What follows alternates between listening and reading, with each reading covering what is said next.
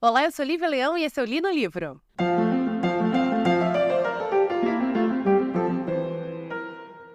Alguns recados antes da gente começar a resenha do livro de hoje, tá bom? Primeiro recado. Quem me segue lá no Lívia Mulder, @LíviaMulder no Instagram, que agora só tem Instagram, né? Não tem mais nada, acabou o Twitter, tá sabendo que teremos 2 especiais em outubro, que é o mês dos especiais aqui no Li no Livro. Então, segundas-feiras de outubro, teremos 4 livros, que são livros de vampiro, que foram adaptados para o cinema. Sim, obviamente teremos entrevista com o vampiro. Mas é só isso que eu vou falar. Se vocês quiserem saber os outros, me sigam lá no @LíviaMulder. E às quintas-feiras de outubro teremos 5 contos de fadas, tá? Atendendo a pedidos. Atendendo a pedidos não, atendendo a pedido do Iago, meu amigo de Brasília, que pediu encarecidamente que eu fizesse de novo esse especial. Então vamos ter 5 contos de fadas. Ao todo 9 episódios em outubro. Segundas e quintas, tá bom? Às 17 horas os 2. Primeiro recado. Segundo recado. Eu tô devendo, quer dizer, devendo não, mas aqui eu fiz um acordo comigo mesma que eu faria 50 episódios esse ano. E pelas minhas contas, nós teremos 48, então eu preciso criar 2 episódios. Como eu tô com preguiça de tentar incluir na minha agenda louca de leitura 2 livros extras, eu vou fazer 2 episódios extras. Então eu preciso que um deles vocês me ajudem. Como? Me mandem perguntas. Vai ser um episódio de perguntas e respostas. Perguntem o que vocês quiserem dentro da ética, tá bom? E da moral. Me perguntem o que vocês quiserem. Pode ser por aqui, pelos comentários do agregador que você tá me ouvindo. No caso, YouTube Music, Apple Music. Apple não, porque eu nem tenho Apple, mas não vou conseguir ler. Mas Spotify, lá no @LíviaMulder. Me mandem perguntas sobre leitura, sobre o que vocês quiserem saber, mais uma vez, dentro da ética, da moralidade. Que aí eu vou juntar essas perguntas e vou fazer esse episódio especial. Se não me mandarem, se isso aqui flopar, vai ser 49 episódios no ano mesmo, tá bom?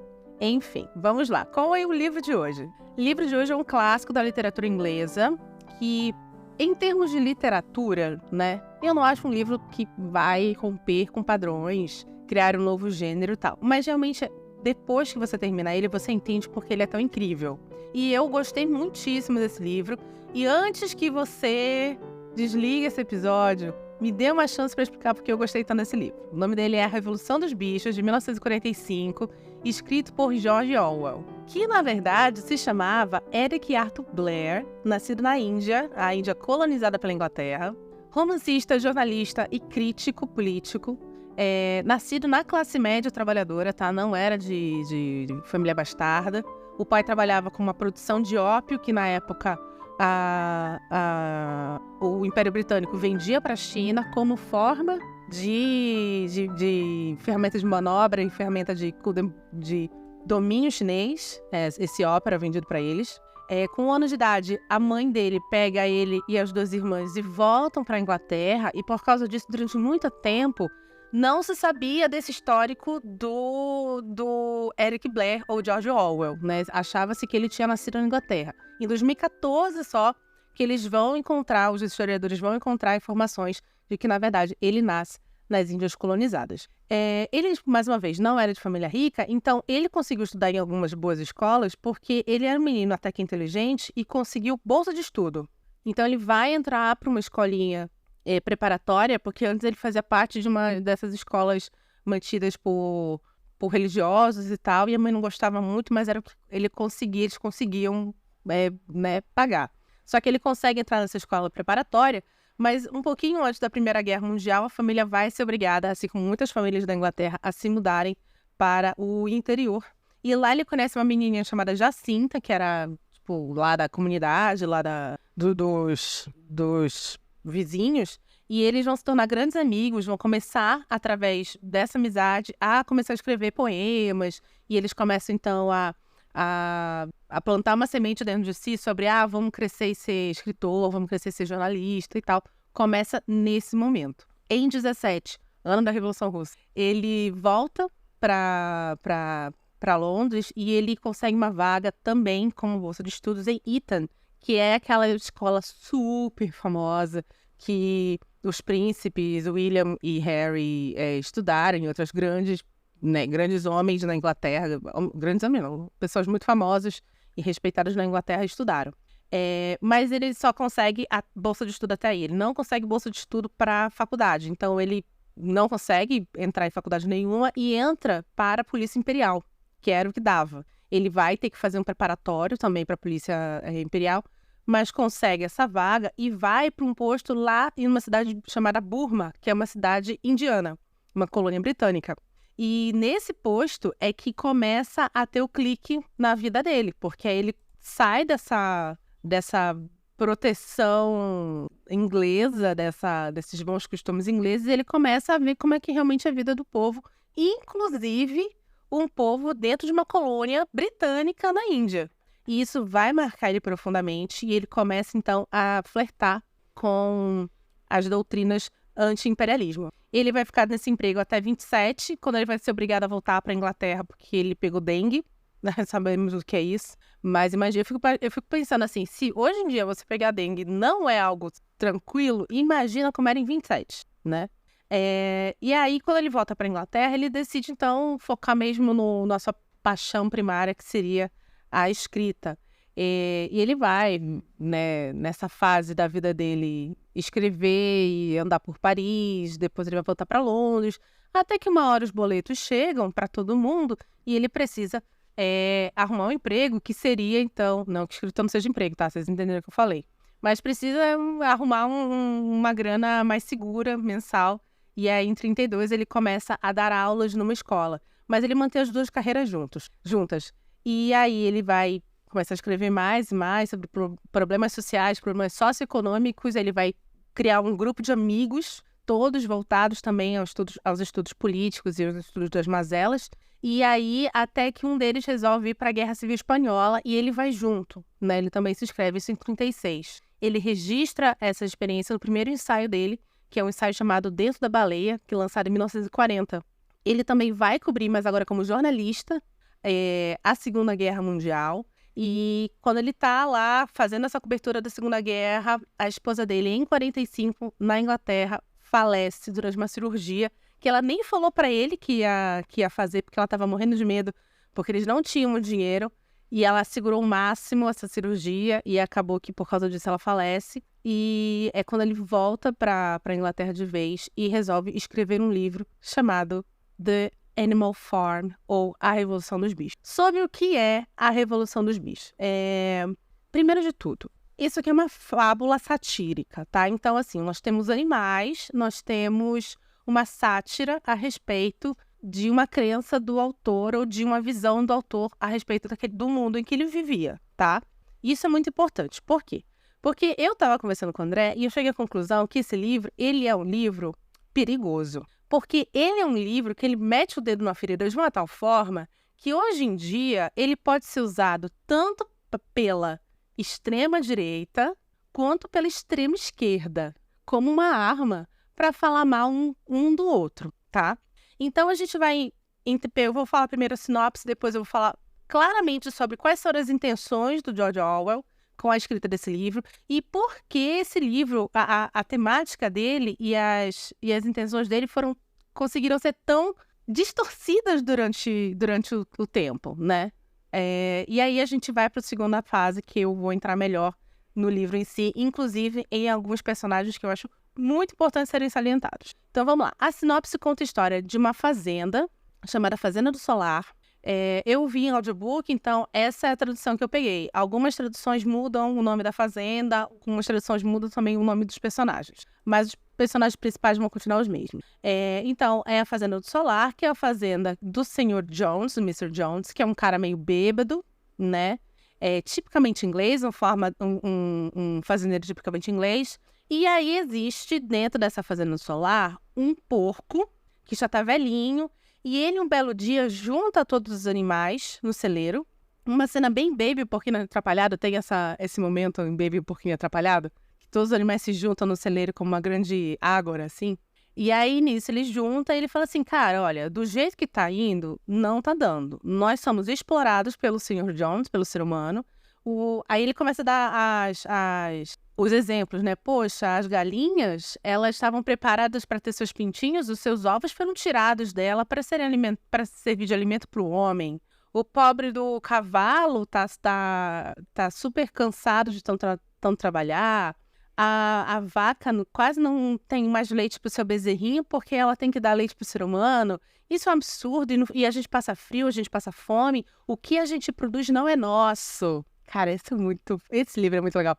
O que a gente não produz não é nosso, então a gente tem que se juntar e a gente precisa se unir contra o homem, se unir contra esse cara que não é o nosso dono, ele não é Deus, ele não é o nosso dono, então ele não deveria ser a pessoa que está usufruindo daquilo que nós produzimos. Esse livro é muito bom.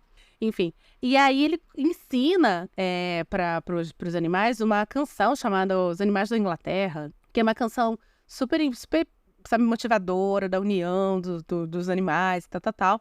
E eles se unem e meio que conseguem, meio que sem querer ali, essa revolução. E eles colocam, então, o Sr. Jones e os outros humanos para fora da fazenda. Este primeiro porco, que eu agora não vou me lembrar o nome, acho que era Major, uma coisa assim, não vou lembrar, acaba falecendo alguns dias depois da revolução.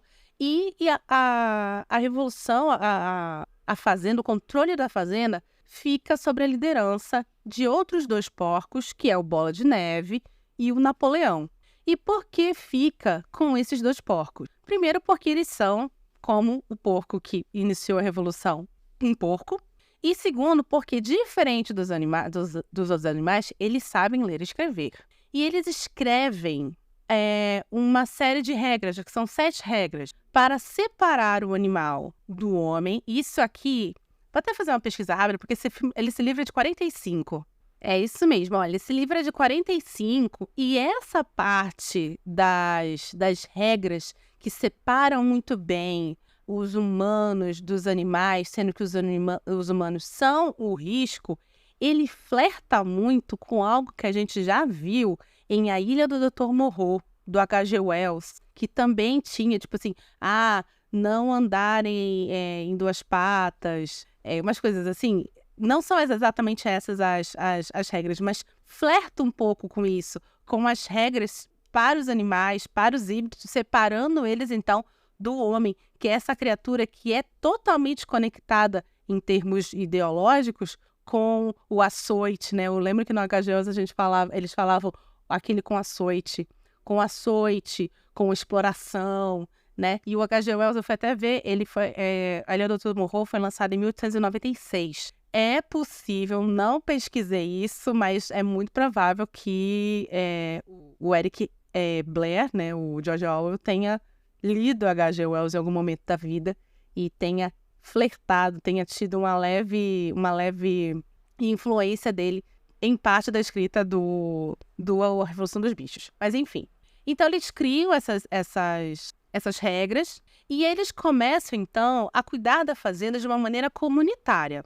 O leite vai ser dividido entre todos, né? Porque até dizia assim que o Sr. Jones colocava um pouquinho desse leite na nossa ração e começa a ser dividido, as maçãs começam a ser divididas.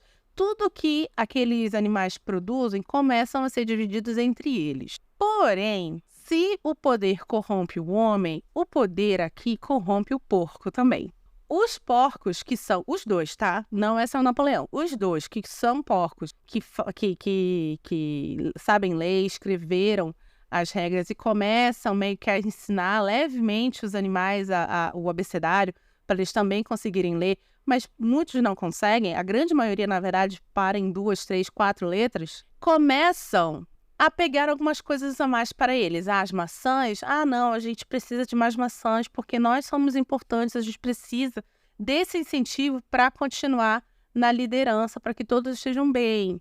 O leite desaparece do nada, e aí que depois no livro você vai descobrir que quem estava tomando leite eram os porcos, sabe? Então, aos poucos, começa essa separação hierárquica entre os animais, que tecnicamente em uma das regras está escrito que deveriam ser iguais. E essa separação hierárquica, esse abismo de classe começa a aumentar exponencialmente no livro. Até que chega um momento que existe uma briga pelo poder entre os dois porcos, que é o Bola de Neve e o Napoleão. O Napoleão tomando a dianteira. E aí, cara, vai virando um negócio, assim, enervante. Para você saber o final dessa história, eu vou guardar ela para a segunda parte do episódio, então fica comigo se você não se você não se importa com esses spoilers. Mas antes disso, antes de puxar a propaganda, eu queria deixar muito claro uma coisa. Esse livro, ele, como eu falei para vocês, foi usado. Eu já vi pessoas da extrema-direita falando sobre esse livro, falando assim, ó, tá vendo? George Orwell pegou esse livro para jogar na cara de todo mundo que o socialismo não dá certo, e é uma grande fábula que mostra como é inerente ao ser humano a divisão de classes, umas coisas desse nível. Assim como você também, eu já vi gente falando da extrema esquerda, principalmente votada da extrema esquerda, falando assim, não, esse livro, ele mostra como você tem que se unir, tal. Até gente como da extrema esquerda falando, não, porque não sei se você sabe, George Orwell, na verdade, era do Partido Nazista. Tipo, o cara era inglês. Mas, enfim, eu já vi coisas, assim, absurdas sendo faladas sobre esse livro. Absurdas. E por causa disso, durante muito tempo, eu não quis ler A Revolução dos Bichos. Eu assisti, quando eu era criancinha, o filme, né? Só que o filme, até no final desse audiobook que eu peguei, ele tem um pós-fácil ali, que ele fala um pouco sobre o autor e sobre a gênese dessa obra e o que o autor queria falar. E é dito que quando esse livro foi adaptado pela primeira vez para a TV britânica, especialmente a BBC, né, que adaptou, foi sim dado um viés de extrema-direita para esse livro, para essa adaptação, né? Então, a gente precisa ter um pouquinho de cuidado, porque, na verdade, o George Orwell, ele era socialista-democrata. Ele era uma pessoa que, mesmo sendo um cara britânico, ele era socialista. Ele vai para a Guerra Civil Espanhola para lutar contra o fascismo, para lutar contra Franco, sabe? Em nenhum momento ele é um cara que flerta com a direita, em nenhum momento da vida dele, ao contrário. Aí eu vi uma vez um cara falando assim, não, porque não sei se você sabe que, na verdade, ele tinha inclinações nazistas, o que não é real. A galera na internet pode, pelo amor de Deus, a galera fala o que quiser na internet hoje em dia. E aí o cara mostra uma foto do George Orwell com o bigodinho do Hitler, sendo que essa foto dele era de um passaporte que ele tirou para ir para Burma, para ser da Polícia Imperial Britânica na Índia. Isso eu anotei essa ida dele. Isso, assim, 1918, 1919, sabe? Tipo, partido nazista acho que nem existe ainda nesse ano. Então, são umas coisas, assim, que as pessoas tiram, sei lá de onde, inventam para provar um ponto que não é real, entende? Esse livro, sim, fala mal de Stalin. Isso é muito óbvio. Porque, apesar de tudo, não é porque o Eric Blair, né, que é o George Orwell, ele tinha inclinações, ele era, na verdade, socialista-democrata, tinha claras inclinações de esquerda, que ele vai bater palma e falar amém para tudo que a União Soviética fazia na época. Aliás, ele tinha um pavor de ditatorialismo, um pavor de regime totalitário. E é por isso que ele vai escrever o Revolução dos Bichos para, assim, isso ele deixa muito claro, fazer uma crítica direta ao stalinismo, tá? Que quando Stalin sobe ao poder, tem o racha lá com Trotsky, ele expulsa o Trotsky da União Soviética, tanto que o Trotsky vem para a América, tem até uma fase lá no filme da Frida Kahlo, que o Trotsky fica na casa da Frida Kahlo, com Diego Rivera, que era o esposo dela. O Trotsky vai ser representado pelo Bola de Neve dentro do romance, dentro do Revolução dos Bichos. O Napoleão é o Stalin, o que é muito engraçado o nome dele ser Napoleão, né? Então, mas ao mesmo tempo é bacana porque você vê aqui que o George Orwell olha para o Stalin e vê um ditador e vê um perigo, não só a União Soviética e o socialismo, mas talvez até a própria Europa. E ele está, até porque o regime stalinista não se chama stalinista à toa. é um regime tão totalitário que é totalmente focado na figura do Stalin, né, do grande pai da nação. E é aqui que você vai ter o desenvolvimento daquelas artes tipicamente socialistas, tipicamente russas, que é o Stalin sendo pintado como um cara belíssimo e olhando ao horizonte com criancinhas ao redor dele. E, gente, eu não tô falando baboseira, isso aqui é fato, isso aqui é qualquer coisa, assim, uma busca fácil no Google, você vê esse tipo de coisa. E, mais uma vez, deixando claro, não sou de direita, tá? Sou uma pessoa que flerta extremamente com a esquerda, embora eu ache a esquerda brasileira muito fraca. Nunca votei gente de direita, sempre votei gente de esquerda, mas o que eu estou falando é fato histórico, tá? E não é fato histórico que você precisa se formar pela USP.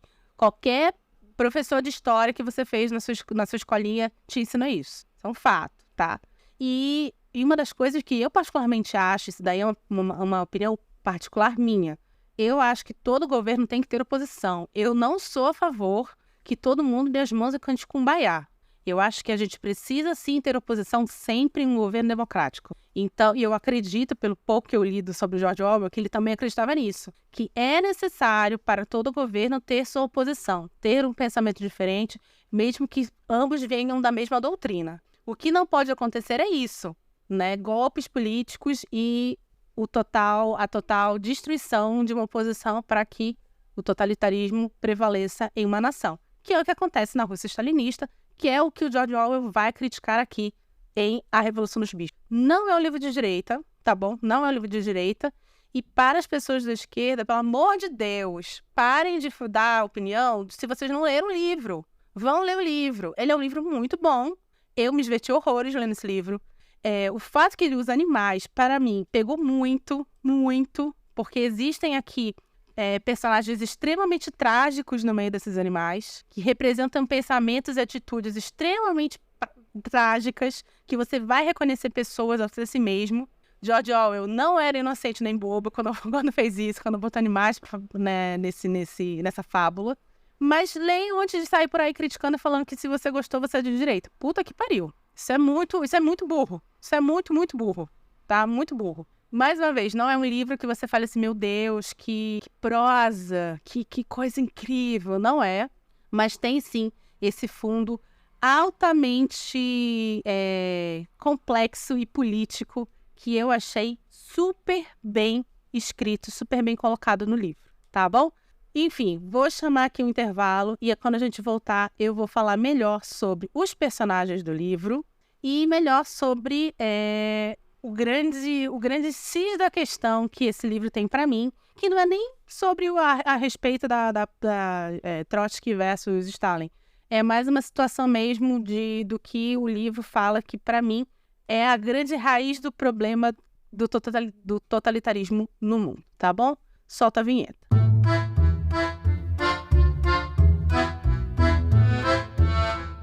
Opa! Já já o episódio continua. Mas antes, queria te lembrar que o Li no Livro é um podcast independente e sem patrocínio.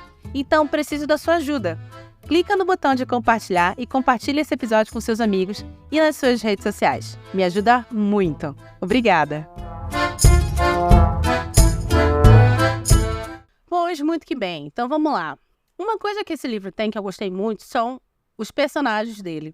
Você tem, como eu falei, os porcos, que é esse porco velhão que morre, que claramente é uma citação a Lenin ou talvez mesmo a Karl Marx, que ele vai morrer, que é esse cara que vai então iniciar a revolução, mas 3 dias depois vem a falecer. Aí você tem os 2 porcos principais, o Bola de Neve e o Napoleão, e você tem um quarto porco chamado Guinchador, que ele é meio que o arauto do Napoleão.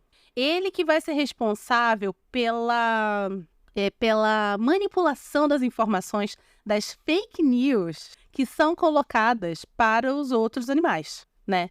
E aí você também tem, entre outras coisas, os cavalos, um deles que, nossa senhora, tem um arco muito triste, que é o Campeão, que eu já vi em outras traduções com outro nome, mas essa que eu peguei era Campeão, que é um cavalo muito forte, que ele compra na hora as intenções de revolução, ele acredita na revolução, ele acredita no sistema que foi colocado ali, e ele ignora ignora não, ele faz vista grossa, claramente vistas grossas, aos abusos do Napoleão.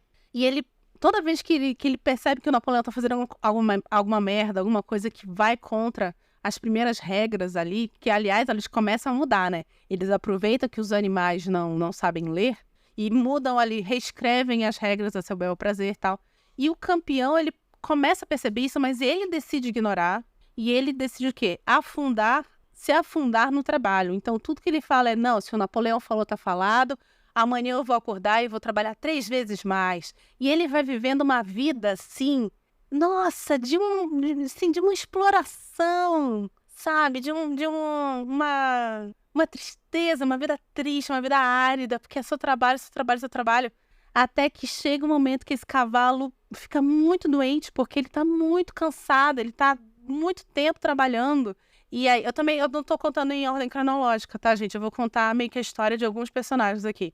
E aí, chega um momento em que ele tá muito mal, muito doente, e aí fala assim, o Napoleão não se digna a ir vê-lo, não tem esse pingo de honra pra ver esse cavalo que trabalhou tanto em nome dele. O guinchador vem e fala assim, não, olha, eu vou chamar a gente vai chamar aqui um médico e vai levar ele para um hospital, ele vai ser super bem tratado. Aí vem essa carroça com esse ser humano, porque nesse momento o Napoleão voltou já a fazer negócios com seres humanos. E aí todo mundo se reúne, todos os animais se reúnem ao redor da carroça que está o campeão.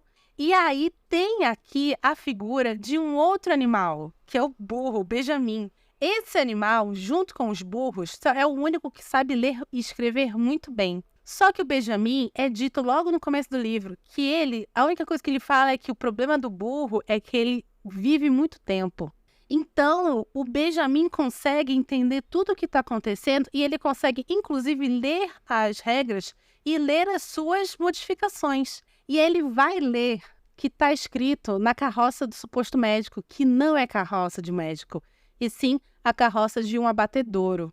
E aí, pela primeira vez, este burro, que é o Benjamin, vai abrir a boca e vai falar assim, seus tolos, por que vocês estão dando tchau para ele felizes? Ele não vai ser curado, ele está indo ser abatido. Ele vai virar ração para cachorro. E aí os animais, é uma cena triste para um caralho. Os animais ficam desesperados e saem correndo atrás da carroça, gritando, campeão, campeão, sai, tenta arrebentar. E o campeão é um cavalo muito forte, só que neste momento ele tá muito debilitado. Ele tenta bater, cara, de desespero essa cena. Ele tenta bater, e não consegue, até o momento que eles falam que eles não conseguem mais escutar os relinchos e a luta do Napoleão na carroça, porque a carroça já foi embora. E aí depois vem um guinchador e fala assim, não, imagina, olha, rolou uma fake news, ele não fala fake news, né? Mas rolou uma mentira de que campeão tinha sido mandado para um abate. Isso é uma mentira deslavada. Eu estava do lado dele no seu leito de hospital, onde a última coisa que ele falou é obedeçam Napoleão. É uma coisa horrorosa, horrorosa, horrorosa, horrorosa. Você tem também alguns outros personagens que no momento que ocorre a Revolução, eles não conseguem se adaptar a um novo regime. Um deles é também uma cavalo, Ixi, como é cavalo? Égua, obrigada. Um deles é uma cavala que eu falo. É uma égua chamada Princesa, que era uma égua que o Sr. Jones, na verdade, tinha para sua esposa. Então, era uma égua muito bem tratada, com fitas no cabelo e tal. E existe um momento ali, durante a Revolução, que uma das regras é que um cavalo não pode, um animal não pode usar nada de seres humanos, não pode usar nenhum adorno, nem nada. E essa princesa, essa égua fica desolada. E ela, depois de um tempo, desaparece. E é vista como uma belíssima égua puxando uma carruagem de um homem riquíssimo. Porque ela não se adapta ao novo regime. Então, assim, e aí, ao mesmo tempo, você tem o corvo. O corvo era um animal meio que de estimação do Sr. Jones, que desaparece uma hora e depois volta falando sobre o quê? Sobre religião. Cara, esse livro é muito bom. Esse livro é muito, muito legal. E você consegue identificar nesse livro várias formas, várias ferramentas de manutenção do poder. Como, por exemplo, existe um momento, logo após o fato que o Bola de Neve é expulso, né? Por causa dessa briga entre ele e o Napoleão, que as cadelas da fazenda vão dar à luz a filhotes. E aí, o Napoleão vem e pega os filhotes para ele. Fala assim, não, deixa que eu vou cuidar desses filhotes, eles vão ficar super bem e tal. E é dito que ele leva esses filhotes para um confinamento tão grande que esses filhotes nunca mais são vistos. Quando eu li isso, eu pensei assim, mano, não é possível que esse porco tá comendo esses bebês, porque a gente sabe que porco come tudo, né? Tem até aquela história. Um dia desse eu vi um vídeo no YouTube que a menina, um short, falando assim, cara, se você... Ela tava numa fazenda de porcos, assim, ela cuidando dos porcos, ela falou assim, cara, você tem que ter muito cuidado quando você tá cuidando dos porcos, porque se tu cair aqui dentro, eles te matam na hora. Eles vão comer você inteiro. E então, quando ele pega, eu falo assim, caraca, será que esse bicho tá comendo os bebezinhos, assim? Mas aí tem o grande X da questão. Quando todas as vezes que existe um princípio de revolução contra o Napoleão, adivinha o que o Napoleão traz? Aqueles bebês viraram cachorros grandes. E ele construiu para ele uma milícia em seu nome. Então, naquele momento, nenhum dos animais podia falar absolutamente nada. Porque agora, quem estava mantendo o Napoleão no poder não era mais a população, né? Era a comunidade. Era o quê? O exército. Ele tinha o poder do exército ali na frente dele. Cara, é uma coisa horrorosa. Aí você tem as galinhas que ficam revoltadas, porque primeiro foi prometido que elas finalmente iam poder cuidar dos pintinhos dela. Só que aí o Napoleão começa a fazer comércio com os humanos de novo. Mas não é que não podia? Agora pode, porque, você que não prestou atenção, na verdade, a regra dizia que eu não podia fazer comércio de tal e tal coisa com seres humanos, o resto está liberado, coisas assim. E aí elas ficam revoltadas porque elas precisam primeiro produzir 300 ovos por semana, depois 400, depois 600 ovos, já não existe mais pintinhos naquela fazenda. Aí elas começam a se revoltar, ele manda matar as galinhas, elas são executadas por traição. Você tem as ovelhas que não conseguem falar todas as regras, então ele resume as regras das ovelhas para elas ficarem repetindo, que é 4 pernas bons, 2 pernas ruins. E toda vez que ele faz um discurso, termina com as ovelhas falando isso incessantemente, gerando um burburinho, um barulho que não permite os outros animais pensar direito. Esse livro é muito legal por isso. Você consegue, de uma maneira muito simples e muito quase didática, entender todas essas ferramentas para manipulação popular, que, mais uma vez, não foram só colocadas no mundo pelo Stalin. Gente, pelo amor de Deus, também Stalin não era Lúcifer na Terra. Essas ferramentas são usadas por todo e qualquer governo totalitário e ditatorial, independente de sua vertente, sendo de direita ou de esquerda, entendeu? Isso é muito claro. George Orwell, sei lá, não gostava do Stalin, não gostava, mas tudo que você vê aqui é produzido em vários momentos da humanidade com vários governos ditatoriais, né? Tem uma parte, que essa parte que eu falei do campeão, que o sonho dele era poder se aposentar, só que aí ele ficou doente.